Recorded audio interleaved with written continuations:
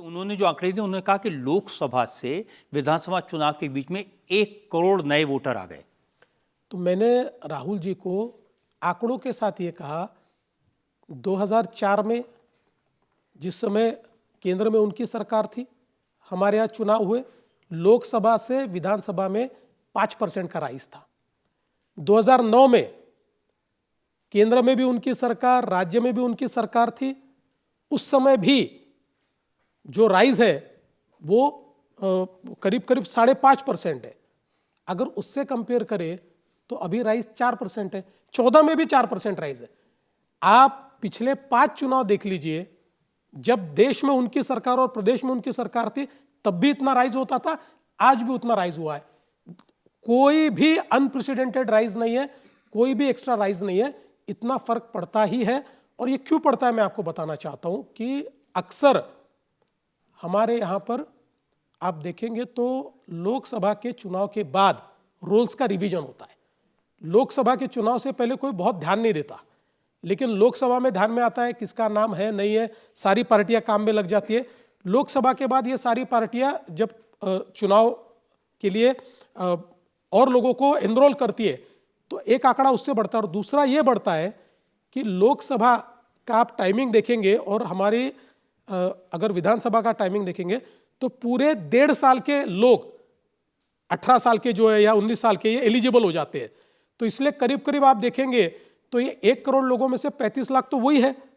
तो इसलिए एक भी एबनॉर्मल चीज़ नहीं है। जैसे मेरे कॉन्स्टिट्यूएंसी में उन्होंने ट्वीट किया कि मेरी कॉन्स्टिट्यूएंसी में 30,000 वोटर बढ़े इसलिए मैं चुन कर आया, ऐसा उन्होंने लिखा। हमने दिखाया कि उनके यानी उनकी उद्धव ठाकरे की शिवसेना, शरद पवार की एनसीपी और कांग्रेस, इनके कई कॉन्स्टिट्यूएंसीज मैंने दिखाई। इसमें से ऐसी भी कॉन्स्टिट्यूएंसी दिखाई कि जिसमें 50,000 वोट एक कॉन्स्टिट्यूएंसी में बढ़े और वहां उनका आदमी चुनकर आया है। उन्होंने 50 सीटें कहा कि ऐसी 50 सीटें हैं जिस पर 50-50 हजार वोट बढ़े और उनमें से 47 सीटों पर बीजेपी या समर्थक दलों के लोग चुनकर आए। जी बिल्कुल गलत बात उन्होंने कही है।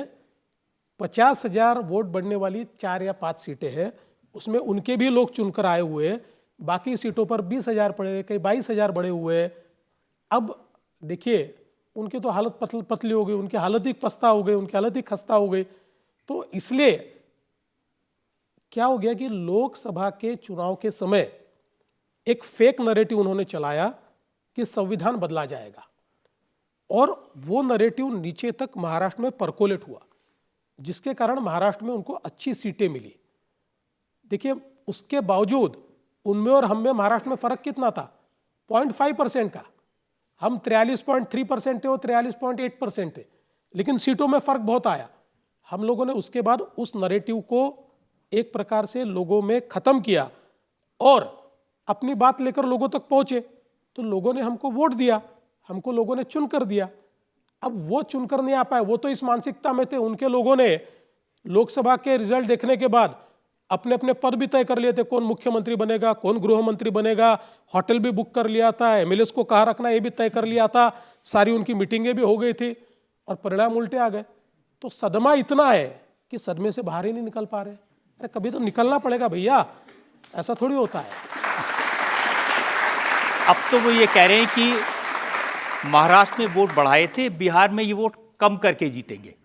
देखिए मुझे यही लगता है कि किस प्रकार से इलेक्शन कमीशन की क्रेडिबिलिटी को समाप्त करना चाहते हैं।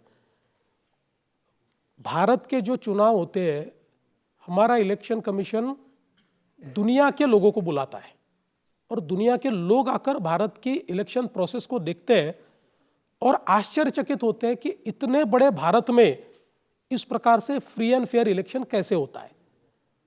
अब हमारी लगातार मांग रही है, मैं महाराष्ट्र में मांग करता हूं हमेशा, मैं तो कोर्ट गया कि आप डी नोवो वोटर लिस्ट तैयार कीजिए, क्योंकि वोटर लिस्ट में इतने नाम डुप्लीकेट है। लोग यहां से छोड़कर वहां रहने चले गए, यहां भी नाम है वहां भी नाम है, तो ऐसी बहुत फुली हुई वोटर लिस्ट दिखती है और उससे वोटिंग परसेंटेज कम दिखता है। तो अब उस काम को इलेक्शन कमीशन ने शुरू किया। इलेक्शन कमीशन ने क्या कहा है, जिनका नाम वोटर लिस्ट में सिर्फ आइडेंटिफाई करके दीजिए। वो आइडेंटिफिकेशन चल रहा है, इसमें गलत क्या है। अगर जो नाम इलेक्शन कमीशन उसमें से डिलीट करता है। राहुल गांधी दिखा दे कि गलत नाम डिलीट हुए। प्रॉब्लम यह है कि राहुल गांधी को जहां से वोट मिलते हैं वहां एक एक आदमी के 4-4 नाम है।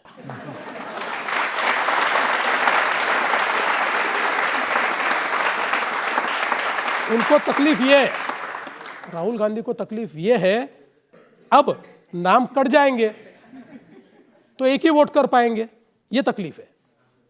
शरद पवार ने तो जब महाराष्ट्र विधानसभा का चुनाव खत्म हुआ था तभी कहा था कि ईवीएम में मैनिपुलेशन हुई है। देखिए, इनका प्रॉब्लम क्या है कि लोकसभा में जीतते हैं महाराष्ट्र में तो ईवीएम एकदम तगड़ा है, कोई प्रॉब्लम नहीं है। ये हारते हैं तो तुरंत ईवीएम में प्रॉब्लम आता है। ये कर्नाटक में जीतते हैं विधानसभा में तो ईवीएम अच्छी है, ये लोकसभा में हारते हैं तो ईवीएम खराब हो जाती है। मैंने बताया ईवीएम में प्रॉब्लम नहीं, इनके दिमाग में प्रॉब्लम है। इनके दिमाग की जो चिप है, इनके दिमाग की चिप करप्ट हो गई है, इनके दिमाग की चिप को बदलना पड़ेगा। जो शिवसेना के लोग हैं, उद्धव ठाकरे की शिवसेना, उन्होंने तो ये कहा कि अमित शाह, देवेंद्र फडणवीस और अडानी ने मिलकर इलेक्शन कमीशन को खरीद लिया। देखिए, इतने बौखलाए हुए हैं कि ये कुछ भी कह सकते हैं। मैंने तो ये कहा कि ये भी कह सकते हैं कि जो महाराष्ट्र के चुनाव में बीजेपी जीती, इन्होंने ट्रम्प से मशीन चेंज करवाई, और ये भी कह सकते हैं, कहने के लिए कुछ भी कह सकते हैं। आप ठीक कह रहे हैं। अखिलेश यादव ने कहा है कि बीजेपी के लोग जब बूथ पर जाते हैं तो एक ऐसी मशीन लेकर जाते हैं, अगर किसी का वोट ना हो तो उस मशीन में से इलेक्शन कार्ड निकाल देते हैं, उस मशीन में से आधार कार्ड निकाल देते हैं। वो कह रहे हैं हमें भी ऐसी मशीन दिलवाओ। मुझे ऐसा लगता था कि इधर से आलू डालो उधर से सोना, ये राहुल जी की यूएसपी है। अब ये यूएसपी अखिलेश जी तक भी चली गई। अखिलेश जी तो अच्छे थे, ऐसे नहीं थे। ये भी ऐसी बात अगर करेंगे तो फिर भगवान मालिक का ऐसे नेता अगर हमारे देश में रहेंगे तो क्या होगा इस देश का। इलेक्शन पर मैं आपकी बात मान लेता हूं कि ये लोग जो कह रहे हैं शायद वो सच ना हो, ना ईवीएम की बात, ना वोट बढ़ाने की बात। लेकिन ये तो सच है कि जब आपकी सरकार नहीं बन पा रही थी तो आप 80 घंटे के लिए मुख्यमंत्री बने थे और आपने चाचा शरद पवार से भतीजे अजित पवार को चुरा लिया था। देखिए, वो जो 80 घंटे की सरकार थी वो चाचा शरद पवार जी से बात करके हम लोगों ने तय किया था, क्योंकि जिस समय हमारे ध्यान में आया कि हमारे साथ चुनकर आए हुए उद्धव ठाकरे जी ने हमारी पीठ में खंजर घोंपा है और वो हमारे साथ नहीं आ रहे हैं, उस समय चाचा जी ने हमारे पास दूत भेजे। उन दूतों ने ये कहा कि हम आपके साथ आने को तैयार हैं। तो हम लोगों को ये लगा कि अब ये समय है कि अगर अपने साथ गंदी राजनीति हो रही है, अपने को समाप्त किया जा रहा है, तो जिंदा रहने की ज़रूरत है। इसलिए हमने चाचा जी से बात की, चाचा जी ने सारी चीज़ें तय की, चाचा जी के कहने पर ही हम लोगों ने सब निर्णय किए। पता नहीं चाचा जी क्यों पलट गए। चाचा जी पलटे लेकिन भतीजे जी नहीं पलटे। तो भतीजे जी ने कहा कि चाचा जी पलट गए लेकिन मैं आपके साथ में हूँ। तो भतीजे हमारे साथ आ गए, तो हम लोगों ने शपथ ले ली। हालांकि 80 घंटों में हमारी शपथ खत्म हो गई और हमने इस्तीफा भी दे दिया। बाद में तो शरद पवार कह रहे थे उन्होंने इसलिए सरकार बनाई ताकि राष्ट्रपति शासन को हटाया जा सके और फिर कांग्रेस और एनसीपी और शिवसेना की मिलीजुली सरकार बन सके। राष्ट्रपति शासन क्यों लगाने की आवश्यकता ही नहीं थी। शरद पवार जी ने ये शर्त रखी हमारे सामने कि अगर हमको इस प्रकार की मिलीजुली सरकार तैयार करनी है तो मेरे को एकदम यू टर्न लेना कठिन है। आप राष्ट्रपति शासन लगाओ, उसके बाद मैं महाराष्ट्र का दौरा करूंगा और दौरा करने के बाद मैं ये कहूँगा कि महाराष्ट्र को एक मजबूत सरकार की आवश्यकता है। महाराष्ट्र के लोग वापस चुनाव नहीं चाहते। महाराष्ट्र के लोगों की इच्छा है कि बीजेपी और एनसीपी मिलाकर सरकार तैयार करें और फिर हम सरकार तैयार करेंगे। इसलिए मैंने इस्तीफा दिया ताकि राष्ट्रपति शासन लग पाए। और सारी राष्ट्रपति शासन ऐसा नहीं लगता है, राज्यपाल जी ने सभी को पत्र लिखा कि आप बनाना चाहते हो, आप बनाना चाहते हो, आप बनाना चाहते हो। सबने कहा नहीं। ऐसा ही पत्र ये शरद पवार जी की पार्टी को भी लिखा और शरद पवार जी की पार्टी का जवाब मेरे कंप्यूटर पे टाइप हुआ कि हम नहीं बनाना चाहते और आप राष्ट्रपति शासन लगाइए, क्योंकि उनके साथ मिलकर हमने ये किया था। इसलिए राष्ट्रपति शासन जो लगा उनके कहने पर लगा था और उसके बाद वो पता नहीं क्यों बदल गए। उन्होंने बदलने के कारण हम लोगों की सरकार चली गई। देखिए, आप इतने अनुभवी नेता हैं, शरद पवार पर भरोसा कर लिया। वो तो खुद अपने ऊपर भरोसा नहीं करते। नहीं, देखिए क्या है कि कभी कभी ऐसा होता है ना कि आदमी बदलता भी है, तो हमको लगा कि चलिए अब इनसे बातचीत इतनी हो रही है, अच्छी बातचीत हो रही है, तो इसको आगे ले जाए। हाँ, ये बात है कि उन्होंने जो एक पॉलिटिक्स में कई बार उनके पर्सनैलिटी के साथ जोड़ा गया है कि लोग कहते हैं कि शरद पवार जी अगर बॉम्बे जाना चाहते हैं तो कलकत्ता का बोर्डिंग कार्ड दिखाते हैं, तो उसी प्रकार से हो गया ये। अब ये भी कहा जा रहा है कि आप इतनी जल्दबाजी में थे वापस मुख्यमंत्री बनने की, आपने उन पर भरोसा कर लिया और उसके बाद आपने अजित पवार को अपने साथ ले लिया। वो अजित पवार जिनके बारे में मोदी जी ने पब्लिक मीटिंग में कहा था कि 70 लाख करोड़ रुपए के घोटाले इन्होंने किए हैं।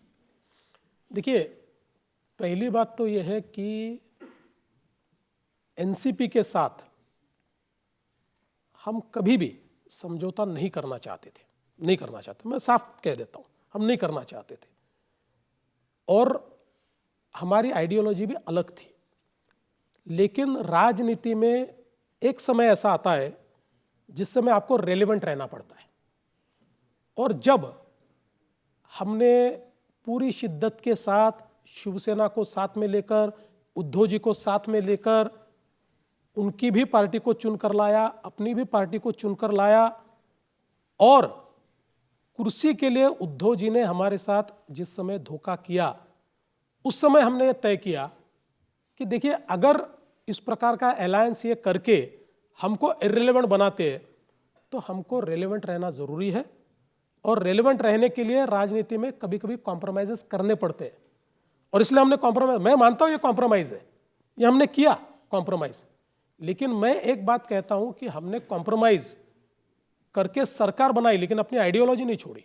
हम अपनी आइडियोलॉजी पर अड़ी गए, उसी आइडियोलॉजी से सरकार चला रहे, आगे भी चलाएंगे।